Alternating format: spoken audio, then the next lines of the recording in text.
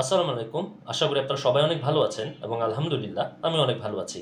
So আজকে আমি এমন একটা ইম্পর্টেন্ট টপিক নিয়ে আপনাদের সাথে কথা বলতে এসেছি, যেটা আমরা রিডিংয়ে যখন সলভ করতে বসি, আইএলটিএস এর ক্ষেত্রে সবসময় এই কোয়েশ্চেনে আমাদের অনেকেরই সমস্যার মধ্যে পড়তে হয়। কারণ এটা এতটাই ইম্পর্টেন্ট যে আইএলটিএস রিডিংয়ে 40টা কোয়েশ্চেনের মধ্যে মোর অর লেস 10টা কোয়েশ্চেন অবশ্যই আসে। সেটা হচ্ছে ট্রু, ফলস, নট গিভেন। হ্যাঁ, আপনারা ঠিক ধরতে পেরেছেন। সো আজকে আমি আপনাদের দেখাবো ট্রু, ফলস, নট গিভেনে কী টিপস অ্যান্ড ট্রিক্স আপনি ফলো করবেন কোয়েশ্চেনটা সলভ করার ক্ষেত্রে, এবং যেসব টিপস অ্যান্ড ট্রিক্স আমি ফলো করে আমার ট্রু ফলস নট গিভেনের কোয়েশ্চেনের সলভগুলোকে আমি ইজি করে ফেলেছি। সো সেটাই আজকে দেখাবো। তো সেটার মধ্যে আমাদের ট্রু ফলস নট গিভেনের মধ্যে সবচেয়ে ট্রিকি যে ব্যাপারটা থাকে সেটা হচ্ছে নট গিভেন হচ্ছে কোয়েশ্চেন টাইপ। নট গিভেন কীভাবে আপনি ফাইন্ড আউট করবেন, ওইটার মধ্যে হচ্ছে সবচেয়ে কনফিউজিং আসলে আমাদের মধ্যে পড়তে হয়। মেনলি নট গিভেন এবং ফলস কীভাবে আইডেন্টিফাই করবেন, কারণ দুইটাই মোর অর লেস কাছাকাছি দুইটা হচ্ছে টাইপ।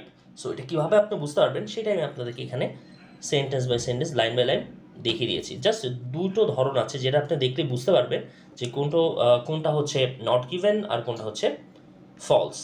সো নট গিভেনের ক্ষেত্রে সেন্টেন্সে নাউন মিসিং থাকলেই ধরে নেবেন সেটা নট গিভেন হবে। আপনি যখন কোয়েশ্চেনে দেখবেন হচ্ছে একটা নাউন দেওয়া হয়েছে, যে কোনো নাউন হতে পারে, সেটা যখন আপনি সেন্টেন্সে খোঁজার ক্ষেত্রে দেখবেন ওই পার্টিকুলার লাইনে আসার পরে আপনি তো কনটেক্সটটা বুঝবেন যে এই কনটেক্সে থাকতে পারে, সেখানে যে যদি আপনি নাউনটা মিসিং পান ধরে নেবেন সেটা হচ্ছে নট গিভেন।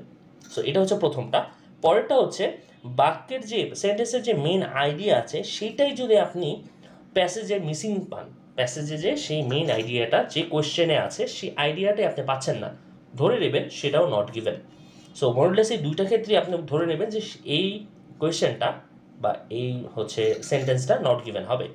এবং ফলসের ক্ষেত্রে খুবই সহজ একটা বিষয় আছে, যেটা আপনি যদি মাথায় রাখেন আপনার ফলস নেওয়ার কনফিউশন হবে না। সেটা হচ্ছে ফলস কোয়েশ্চেনের ক্ষেত্রে যদি আপনি দেখেন যে সেন্টেন্সে যে আইডিয়াটা আছে বা যে লাইনটা আছে সেটার সাথে প্যাসেজের যে লাইনটা আপনি সিমিলার পাচ্ছেন, মানে যে কিওয়ার্ডটা আপনি ম্যাচ পাচ্ছেন প্যাসেজের সাথে, সেখানে যদি অর্থটা বিপরীত বোঝায় বা কন্ট্রোডাক্টিভস বোঝায়, মানে কন্ট্রোডাক্টিভ মানে বিপরীত অর্থ বোঝাচ্ছে, সেটাকে আপনি ধরে নেবেন ফলস।